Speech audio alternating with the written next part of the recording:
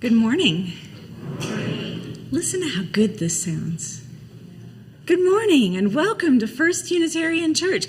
Do you want to know, last week I got up here and we had this little mic here, and so I kind of had to talk like this all day. It was our soundboard, just blew out, and Tristan and Stephanie ordered something like that day and got it here, and now we have a new sound system, and doesn't it sound great? Thank you for moving so quickly. And we're back in business and we can all hear. Welcome to those who are joining us online. We're delighted to have you as well. Welcome to our visitors who are our honored guests today, and I'm so glad that you're here. We have a welcome table right outside this door, and we would love for you to stop on your way out and let us introduce ourselves and tell you about all the great things that are happening at this church.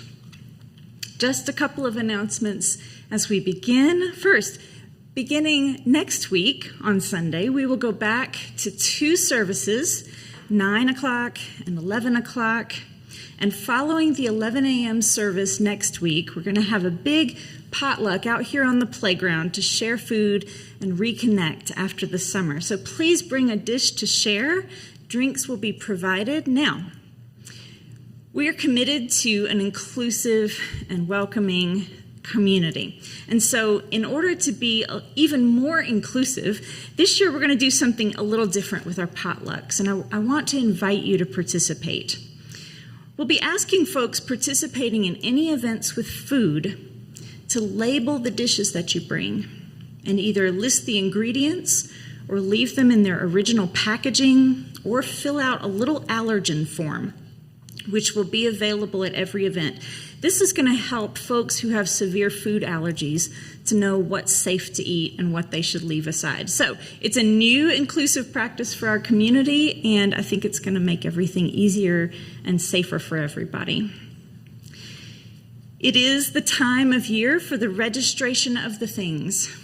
So if you're going to participate in small group ministry this year, please go ahead and get registered so we can get everyone sorted into groups and be ready to hit the ground in October.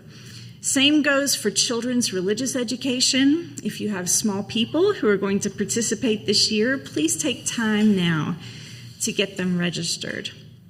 And don't forget that on September 24th, after both services, is our activities fair. That's where all of our teams will have tables to show you what they're going to be up to this year and to invite you to volunteer. Okay, that's it for today. Next week, I can't promise it's going to be short, but this week I can keep it short.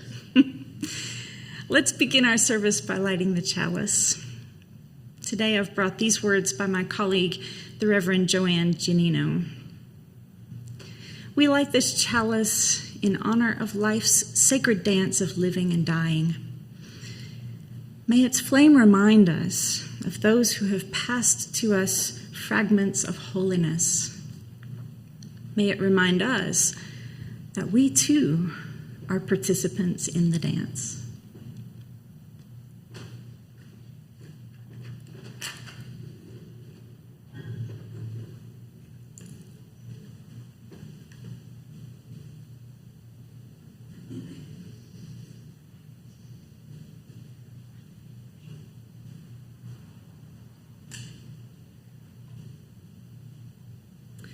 Now I invite you to rise in body or in spirit, and let's sing together number 349.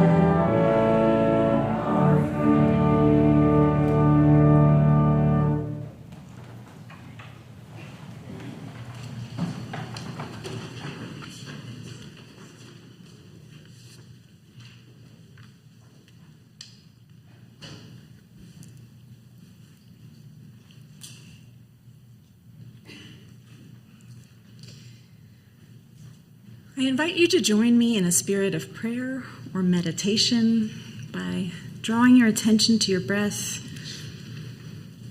perhaps closing your eyes, and opening your awareness to what's inside you and around you. Your own thoughts, fast or slow, whatever's happening for you right now. The presence of community surrounding you, the sound of my voice.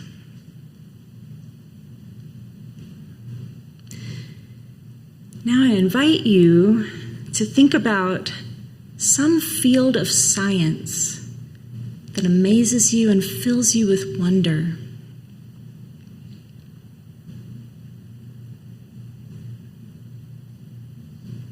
Biology, the miracle of life. Engineering, how to make things that are useful. Astronomy, gazing into eternity, into the stars from which we came.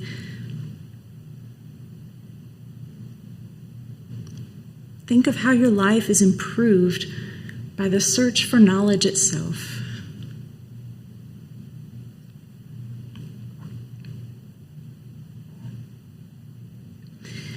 Now think of one way in which scientific discovery has made your life better.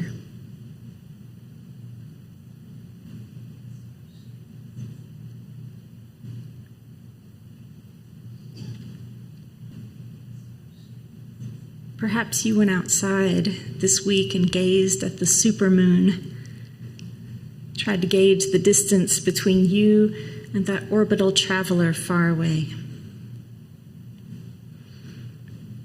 A medication that keeps you alive or makes your life easier.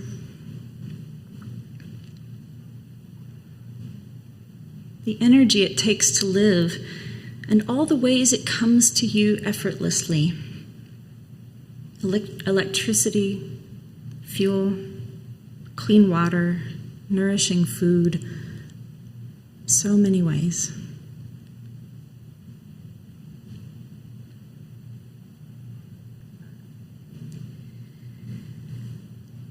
Next, turn your mind's eye to the problems we have yet to solve with science.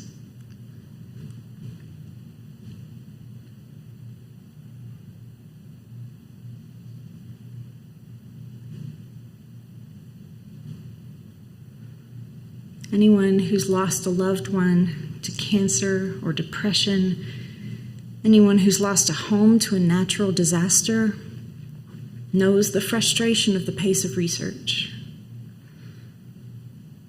How do we feed and house billions of hungry people as the world's population continues to grow? How do we explore the universe beyond our Earth without repeating the mistakes of colonialism?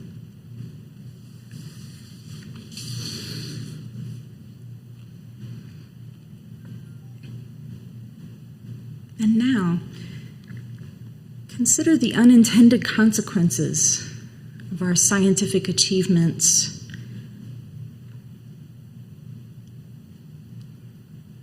Nuclear war, nuclear waste, nuclear contamination, climate change with all its horrors, artificial intelligence, a force unleashed before anyone really even knows what it is. Misinformation spread like wildfire through social media. E-bikes catching fire in apartment buildings, space junk building up in the atmosphere. So many unintended consequences, great and small.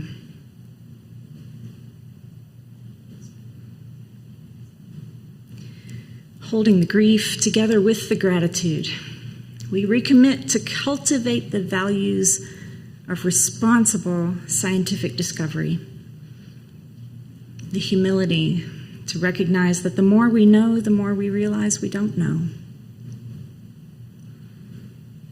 the humility to acknowledge when our yearning for discovery causes harm to ourselves and to the earth, the courage to speak up when superstition would choke off the discoveries that challenge our worldview.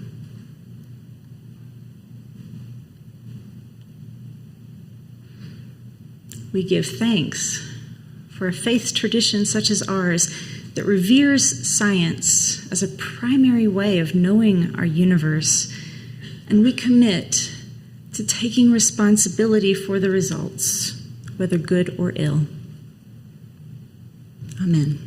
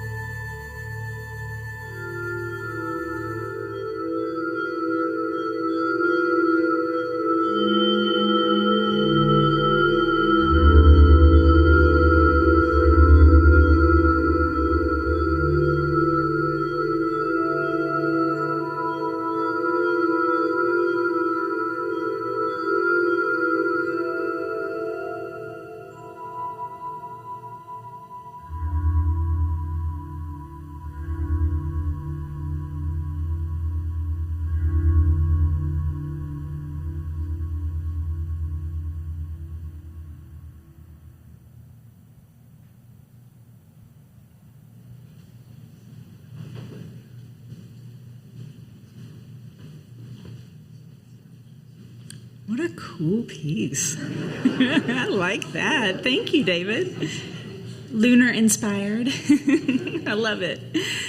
Friends, thank you once again for being here today. Our church is supported entirely by and depends upon the regular contributions of its members and friends who recognize the value that a place like this has in our community.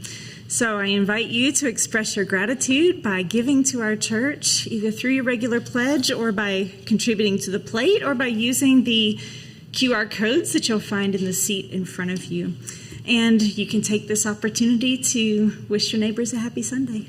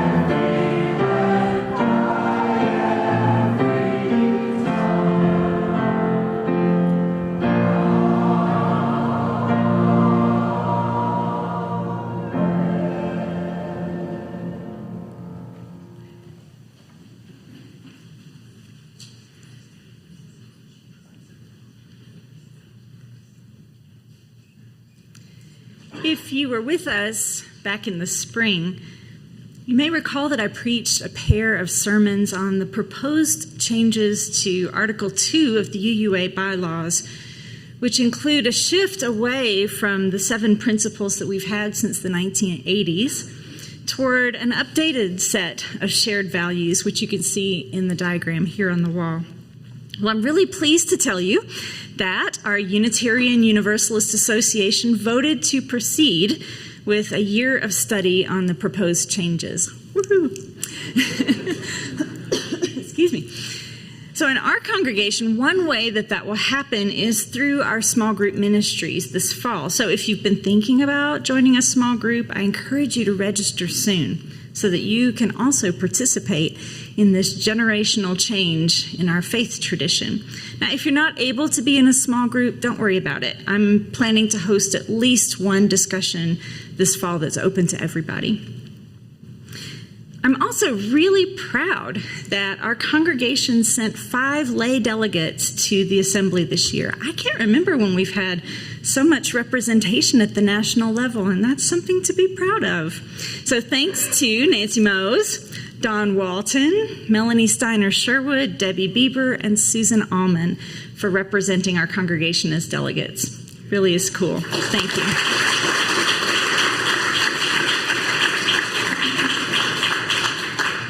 Now, if you don't know, General Assembly is our national gathering every year. It's fun. It's a little overwhelming, but it's also a great way to reinvigorate your faith. You get to meet UUs from all around the world, participate in workshops and classes, experience amazing worship, and hear from some of the most dynamic preachers and leaders in our tradition. It's also where our congregations make decisions about the direction of our faith in matters of theology and social justice, which is why I always try to bring you a little report at the end of the summer, just to let you know what happened and where we're headed from here. Now, there were 3 main issues before the assembly this year: the election of our new president, the Reverend Dr. Sophia Bettencourt, a decision about divesting from fossil fuels and investing those funds in reparations to Black and Indigenous communities, and accepting the Article 2 changes for a year of congregational study. And all 3 issues turned out to be controversial. Now, this is one thing that can surprise first-time delegates to GA, how contentious the business discussions can be. Now, if you've only ever experienced Unitarian Universalism as a temperate island of peace, goodwill, and unity, then it can be disheartening to see UUs from around the country in open conflict at a national gathering. The issue of divestment, well, who can argue against ending the use and sale of fossil fuels? And isn't it crucial that historically white institutions pay reparations to communities from whom they have wrongly profited? And yet, a complete divestment in 1 year would have destroyed the retirement savings of many UUs who gave their careers to pursuing racial equity, and would have given our new president a $700,000 budget deficit with which to start her term. That's a very expensive unintended consequence. We delegates struggle a lot with that one. The proposal to study Article 2 passed with 85% support, but the debate was just as contentious. Now, there are lots of good reasons to keep the principles, and I've heard some of them articulated here in our congregation. They're already a clear and familiar statement of our values, and they fit neatly on a bookmark. Right? That's important. But you know, what I heard from some of the objectors at GA seemed more about an unwillingness to adapt to new circumstances. And it's a desire to keep what we've always had just because we've always had it. That's an oddly conservative complaint to hear from people who otherwise call themselves progressives. But I need to be a little more explicit than this.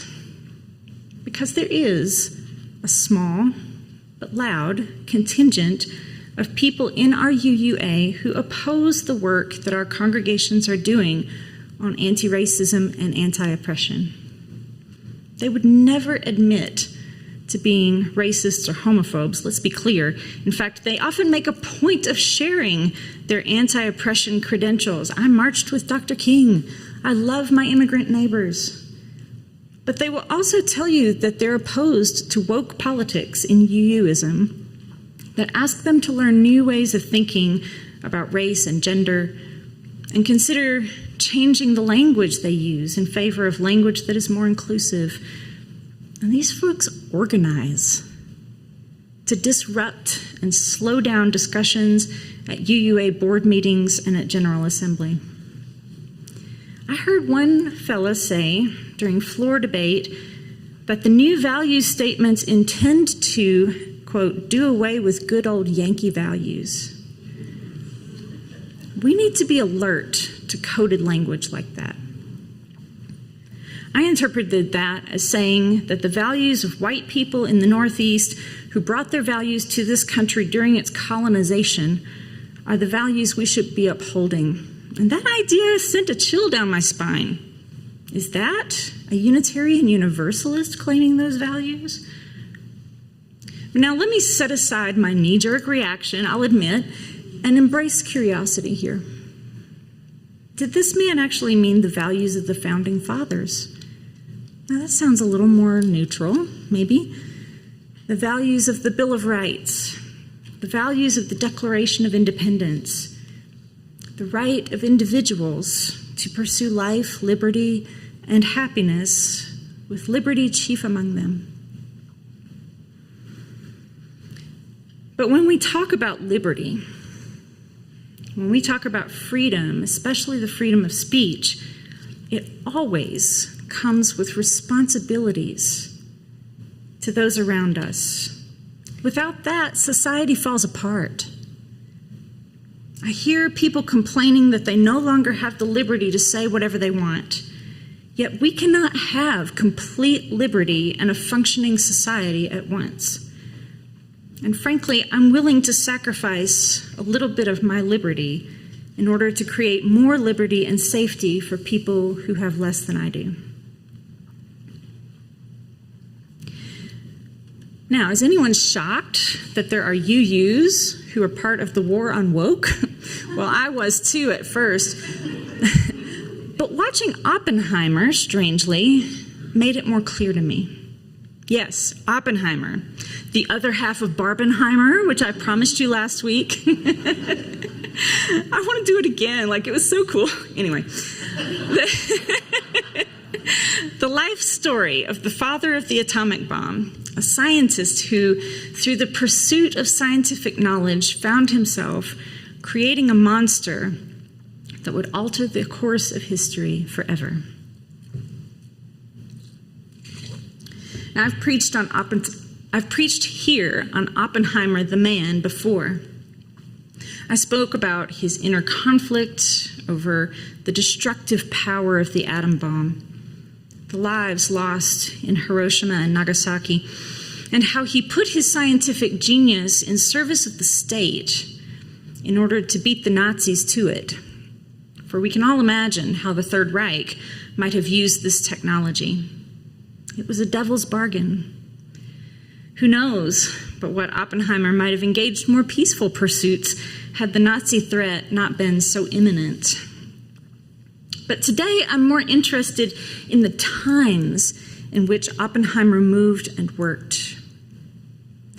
Robert Oppenheimer was a Jewish scientist working in a public university during a time of growing fascism and authoritarianism, particularly in Europe, but also here in the US. He was an intellectual in a time when suspicion of both intellectuals and Jews was extremely high. And both intellectuals and Jews were conflated with communists. To be any of these three, or any combination of them, could mean the end of a career, or worse, political persecution or even imprisonment. Oppenheimer himself was harassed through his career and eventually lost his security credentials for being suspected as a communist. And of course, Jews have been under suspicion for centuries. He was also a scholar working during a time of exponential growth of scientific knowledge and a concurrent movement to question the tenets of traditional religion. The Holocaust put front and center an unavoidable question: if God is good, hell, if God is real, then how can God ignore or permit such evil? After the Shoah, many people, not just Jews, decided that if God could not show up for that, then there could not possibly be a God at all. Over roughly the same time as Oppenheimer's career, Unitarianism was also undergoing a major cultural change. The Unitarian minister, John Dietrich, was preaching about a religion without God in the teens and 20s. And in 1933, the first Humanist Manifesto was published, having been drafted and signed by a number of prominent Unitarians, including at least one minister of our church. By the late 1940s, the American Unitarian Association, looking at dwindling numbers and finances, cooked up a plan to plant dozens of Unitarian churches across the country near universities, hoping to attract those atheists, intellectuals, and yes, even the communists and the Jews, in what has come to be known as the fellowship movement.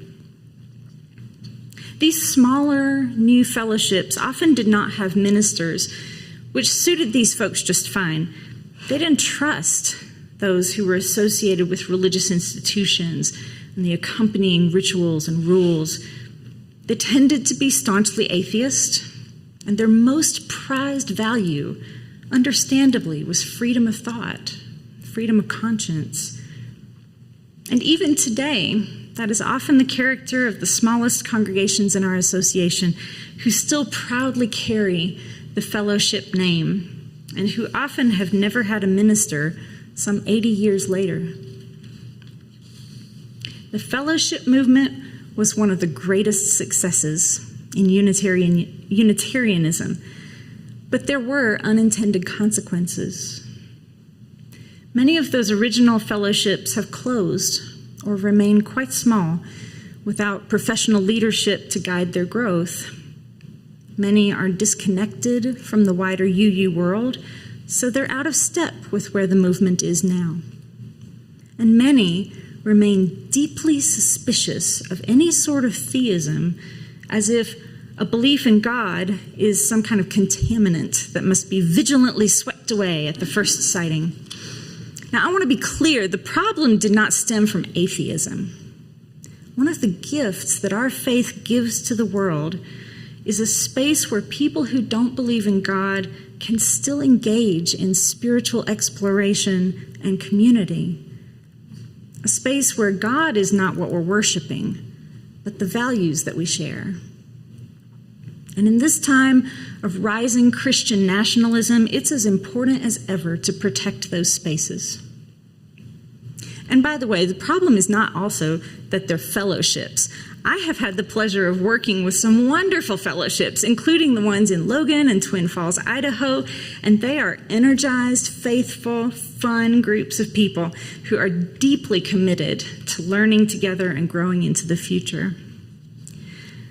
No, the problem was that too many of these fellowships became clubs of like-minded people, more invested in protecting against a hostile world than in serving it.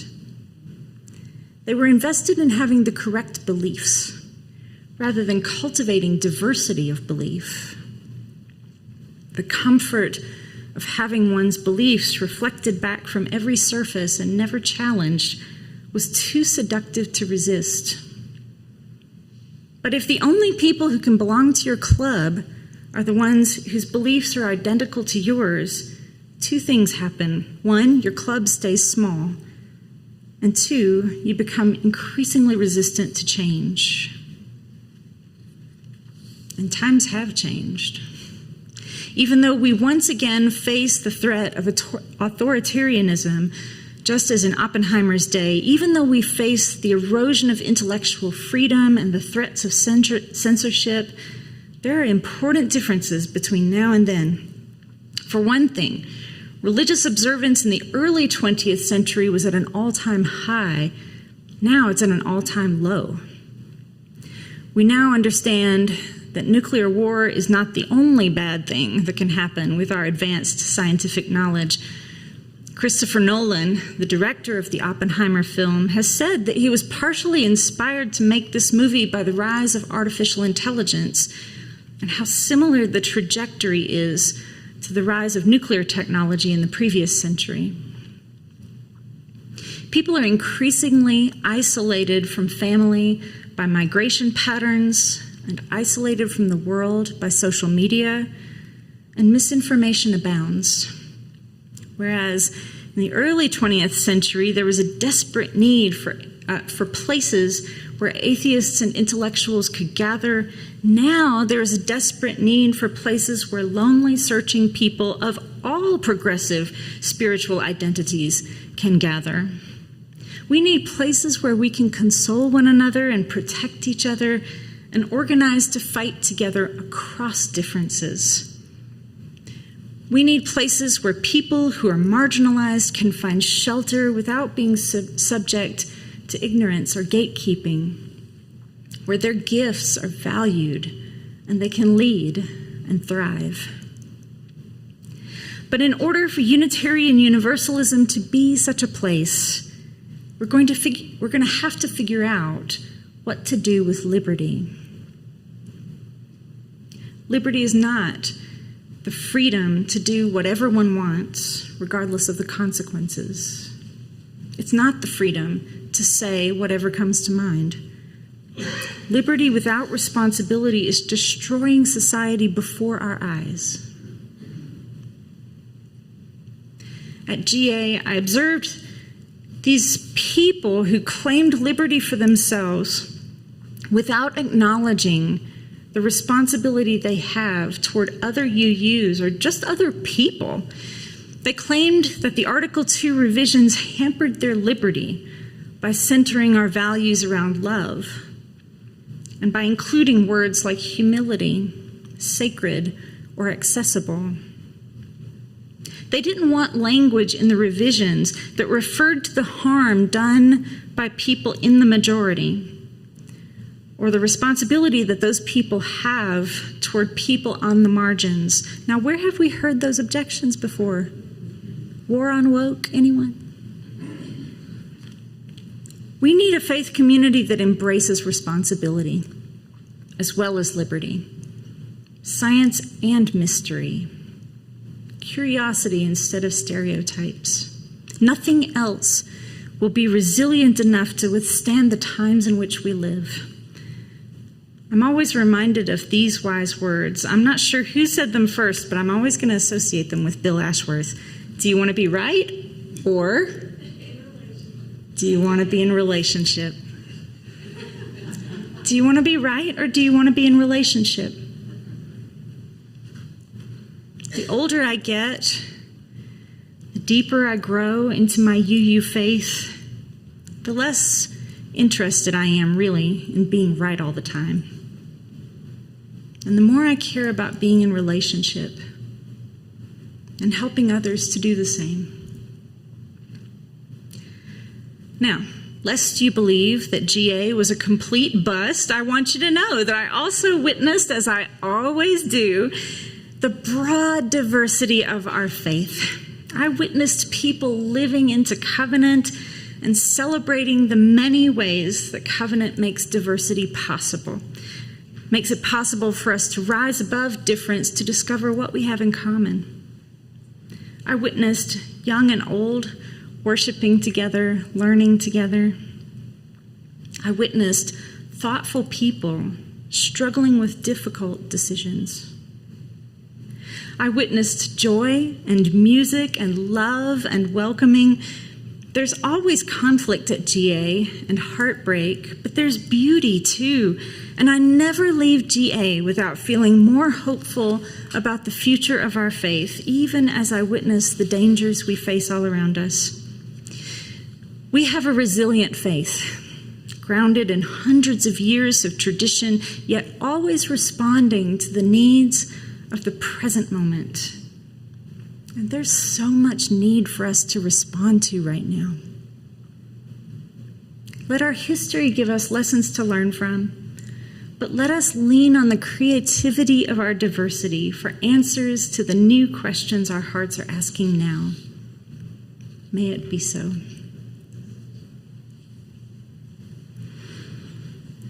Will you join with me in singing our closing hymn, number 300?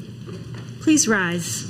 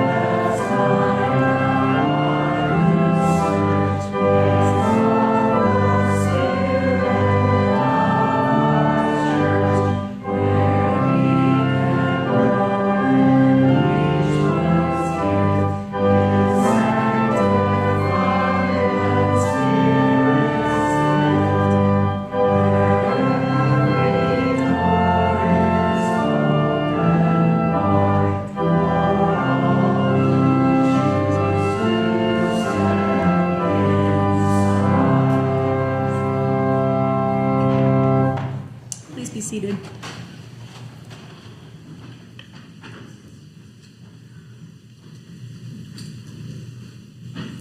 As we close our service today, may we recommit ourselves to liberty, but liberty with responsibility. May we recommit to values over beliefs and to people over ideas. May we recommit to a future that makes room for everyone. Amen.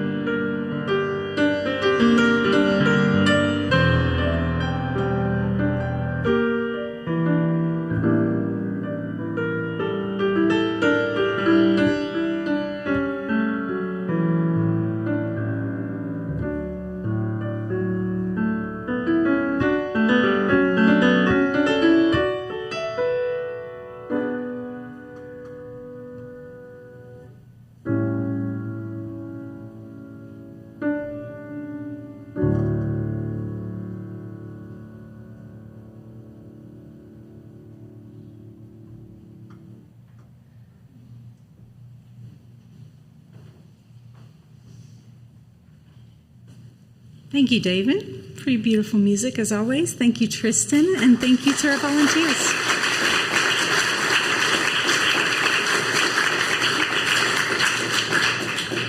Happy Labor Day. I'm getting you out of here 10 minutes early. Go have some coffee and enjoy the great day.